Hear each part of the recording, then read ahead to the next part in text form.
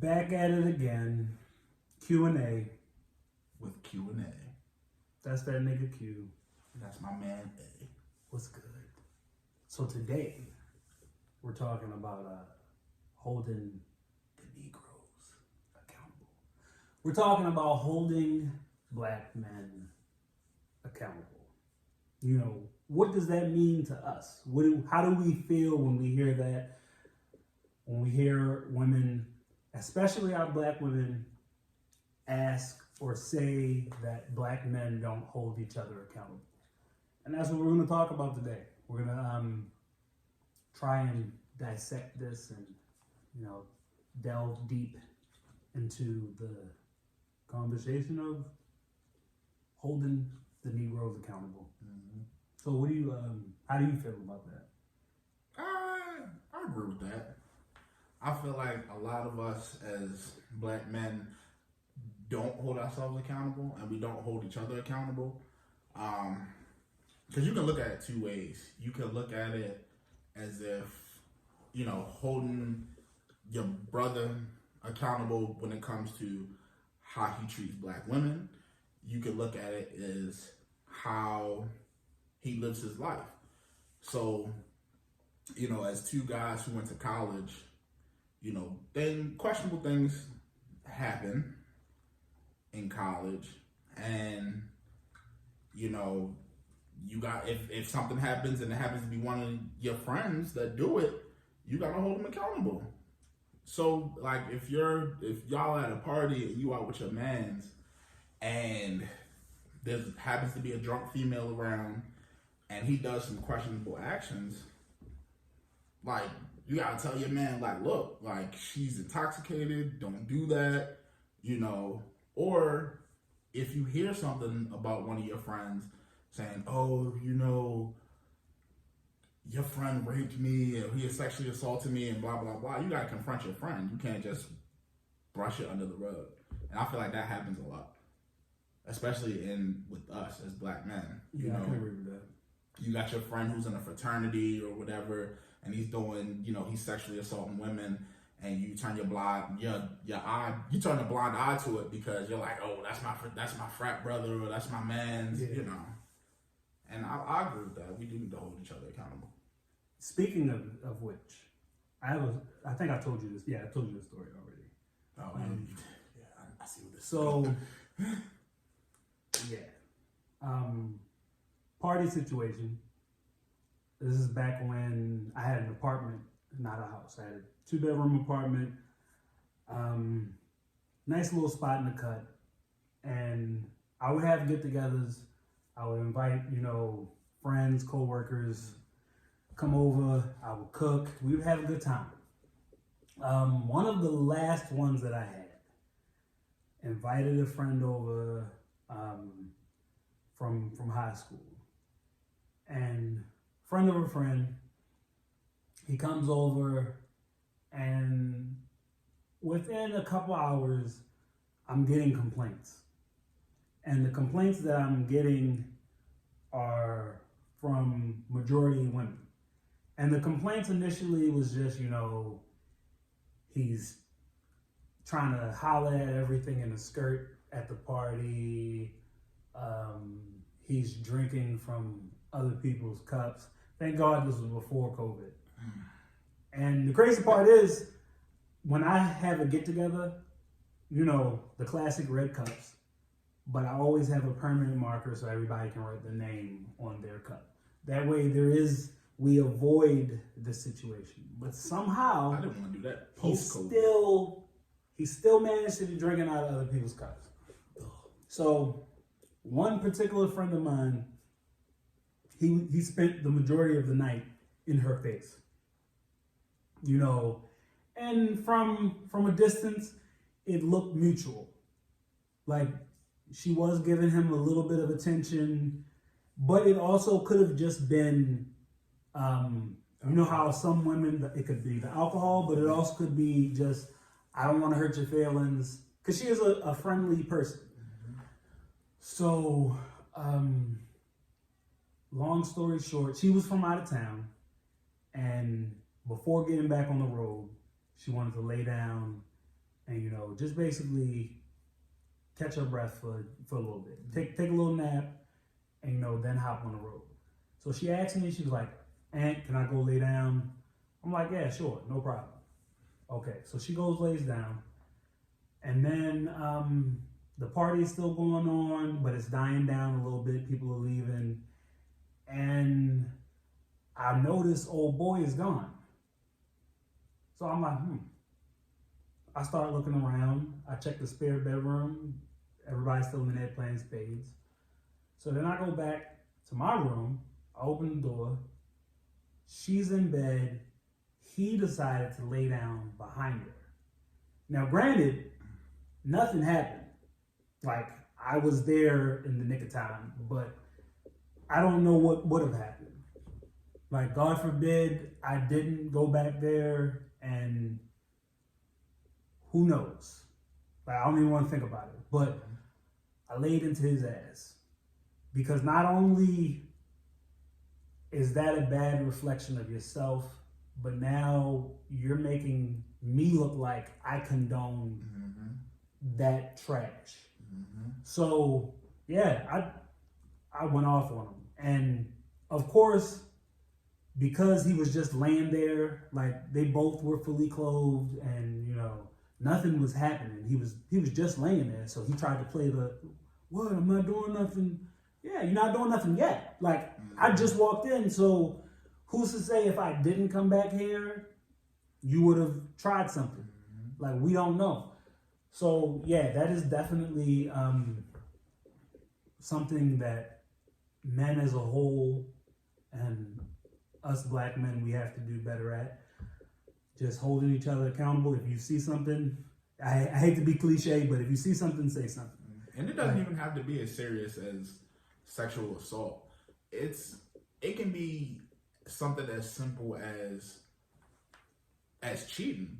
Like if you got a homeboy and he has a girl, they've been together 2 or 3 years, and or even marriage. I'll put it as marriage.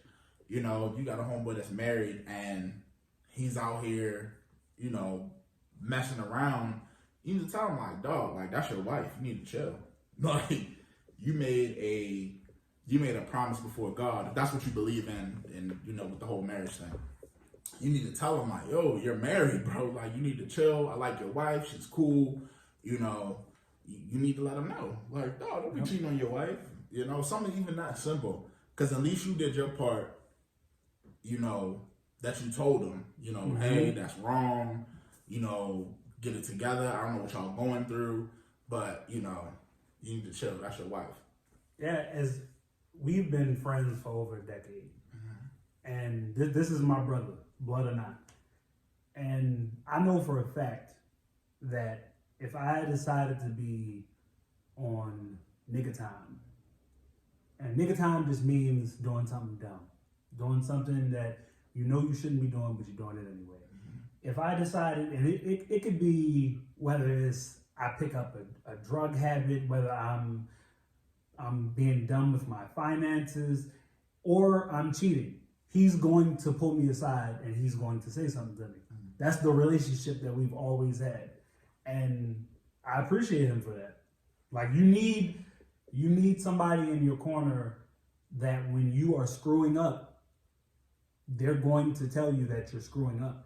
And we as adults, we as human beings, we tend to have a problem with hearing constructive criticism. Like, we have that friend who we're so used to them only telling us what we want to hear that when they say something that doesn't sit well with us, it's, why are you telling me this? Instead of just being quiet, listening, receiving it, and it might not be something that you want to hear, but you need to hear it.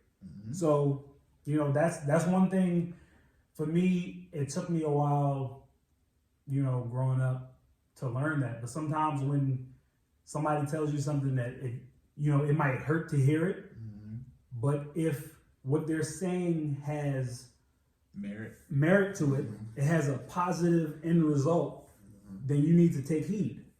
And a lot of times, especially in our culture, if somebody gives you constructive criticism, you're like, especially if it's somebody close to you, they're like, oh, you're being a hater, and dog, you don't even talk to me, and it causes friction and it starts an argument. But it's not even like I'm trying to be a hater. I'm telling you, yo, you are messing up, and you need to get your affairs in order. You need to get right. And that's a lot of problems, especially with black dudes. Like if it's like, for example, like if one of our homeboys is trying to rap and he's not good at it, you're like, dog, you can't rap.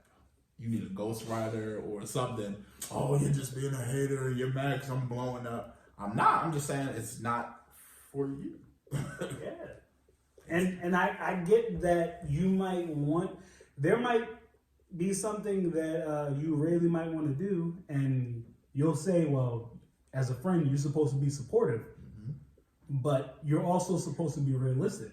That's like if I have a back problem and I tell him, yo, I'm about to join the MMA. I'm about to be fucking these niggas up. Like, what's up? Like, I'm really about to hand it to these dudes. But he know I got a back problem. He know like I can't really get busy with it like that.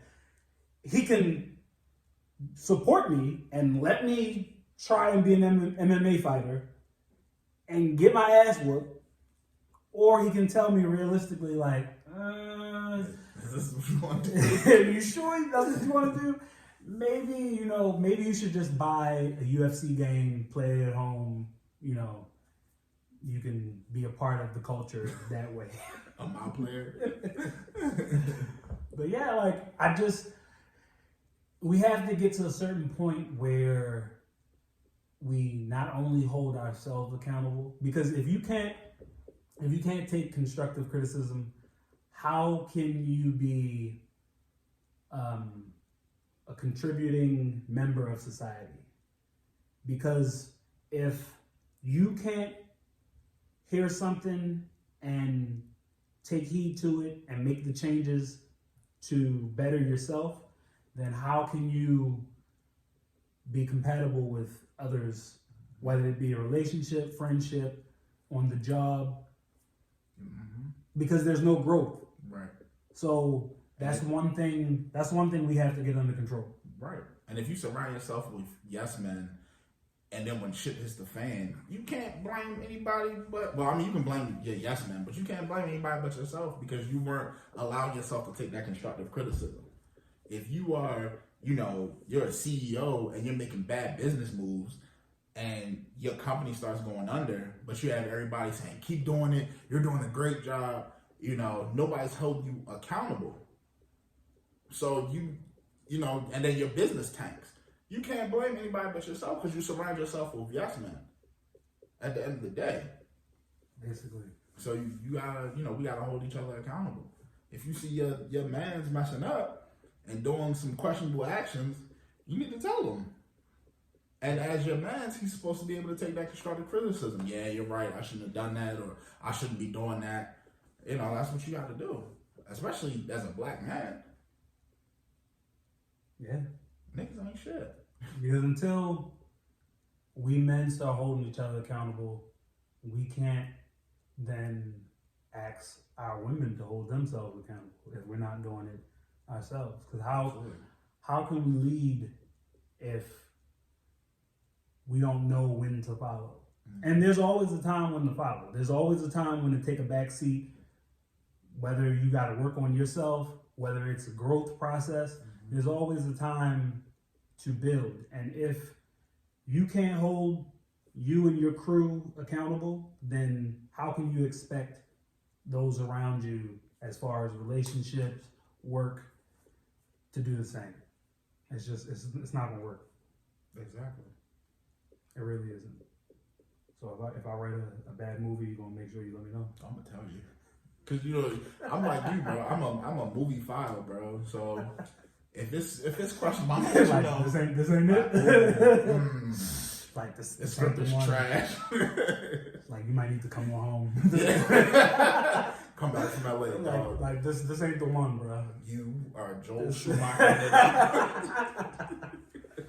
Like this ain't the one. But yeah, brothers, kings. Fix your crown. Fix your crown. Hold yourself accountable. Hold your homeboys accountable. If they are messing up, tell them about themselves. If they get mad, were they really your friend? And you're just trying to help them? Yeah. And see, the problem with a lot of men, especially nowadays, they don't know how to take a strong rebuke. Like if I step out of line, I can truly say, if I cross this dude right here to the point where he wanted to throw hands and he had a legitimate reason, I'm gonna take it. We throw hands, and the next day we move on. Like that's how a friendship is supposed to be. You're supposed to be able to have a discrepancy, you work it through, and then you keep it pushing. Not it's people nowadays who they get so sensitive at the very smallest things, and they're like, "Oh yeah, I ain't talking to yo no more." Why? What happened? Man, yo was hating me. Like, how was he hating me? Well, he wasn't supporting what I was trying to do, and he kept telling me that this is not what it is. And then you listening like, that don't sound like hate. That just, oh, you hater too? You a hater too? Mm-hmm. Like, nah, bro, it's not hate. I'm just trying to give you some criticism. Like, family and friends we're not always supposed to be positive. There's sometimes where you're going to have to hear something that you don't like. Like, I've had some of my favorite teachers in the past give me a bad grade. Because guess what? If I earned that bad grade, I earned that bad grade. Did that mean that, I wasn't one of their favorite students anymore? No. But that's how it's supposed to be. Like, if you screw up or if you only meet this mark, then you're only going to get this right here. Even though you might used to be getting up here. You might used to getting this. But if you only bring this type of energy, then this is what you're going to get. This is what you're going to get graded on. And that's what we as Black men got to remember. Yeah. And that even goes as far as, also celebrities too. Even if you don't know the person, let's just say you got a favorite celebrity and they're messing up. Granted, they don't know you, but you shouldn't agree with what they're saying or what they're doing. If it's some questionable actions, I don't believe in cancel culture, but I'm not going to support a questionable celebrity. Like, if I have a favorite rapper and it's Bill Cosby, for example, he was the ultimate father, the ultimate black dad. He was showing that black people can be successful, have a successful family, and all these rape allegations come up against them. I can't support him anymore. Granted, that was my childhood dad. My childhood dad wasn't the Danny Tanners and stuff like that. I was looking up to Bill Cosby. He was a black, successful doctor with a successful family. And then all these rape allegations came out, and I can't support him anymore. I'm holding him accountable. 35 women came out against him? Mm-hmm. That's more than 2. Exactly. 35 people can't be wrong. I'm going to hold him accountable for that. Because as of now, the evidence is pointing to you screwed up. Until it shows otherwise. And I'm a firm believer in innocent until proven guilty. But especially if you're admittedly saying that you did this, then I have to hold you accountable. Mm-hmm. Like, we both have been, I'm not going to say his name, but we both have been in a situation where a former friend of ours was a cheater, and I think it happened twice. Mm-hmm. It happened at least twice, where we were with said former friend, and we were in the car. We're waiting in the car. Yo, can you roll with me somewhere real quick? All right, cool. So me and him waiting in the car, 10 minutes pass, 15 minutes pass. And then you like, yo, where's this nigga at? And he come out, hop in the car. Yo, I cheated. Like, what? Like, you just had us oblivious to the situation. Because you didn't tell us that you were going to go over to a chick house. You just said, yo, roll me real quick. I need to grab something. We're sitting in the car. So you don't get to come, get back in the car, and then play the sad, sappy card of, man, like you got a problem. And you can't get mad when he tell you about yourself. Like, yo, don't cheat on your girl. Like, your girl is cool. She's cool with us. She's cool with all You your bring friends. her around. You're now implicating us because she's calling us bro. She knows us. You bring, like I said, you bring her around all the time. So you not only are making us look bad, but you're making me feel bad because you're not giving me a choice. Had you been like, yo, can you ride with me real quick? I'm about to go over this chick crib. No, I'm good. Don't be cheating on your girl, bro. Like, But see, like, you don't know, do that. Like, you know that's what's going to be said. So instead of, because you know what we're going to say, that's why you're going to play the, yo, just ride with me real quick so I can grab this. The whole time you grabbing cheeks. Got us sitting in the car looking dumb. So yeah, it's just do better. If you knew better, you'd do better. Fix your crown, Kings. It's simple. It's simple. Because every time one of y'all screw up, you make us look bad as a whole. Because we get grouped in. We get grouped in together. It's always niggas ain't shit. It's not that nigga right there or that nigga over there. It's always niggas ain't shit as a whole. So do better, please. Please. For the sake of us all, do better. That's all we're saying. That's all we're saying. It's so simple. It could be so simple.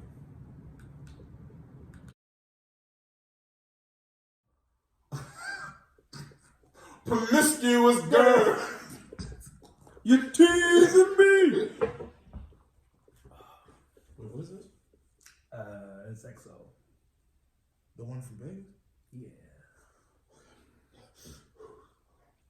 I mean, it was either that or tequila. I figured you'd prefer. I'll be in that joint like, yo, can nobody here whoop my ass?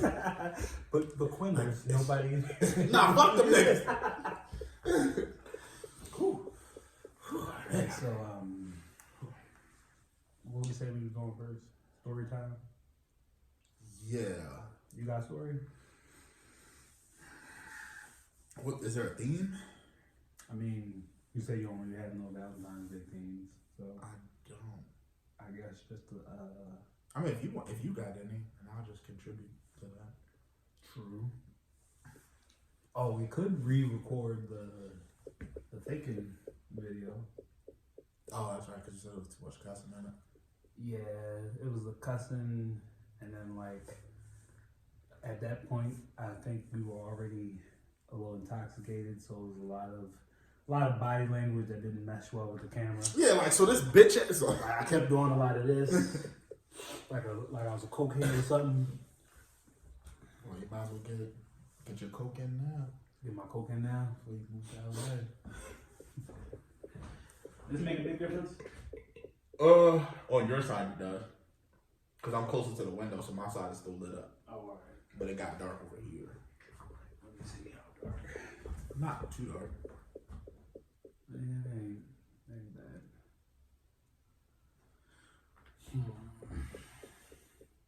Alright, story time. What story can I talk about?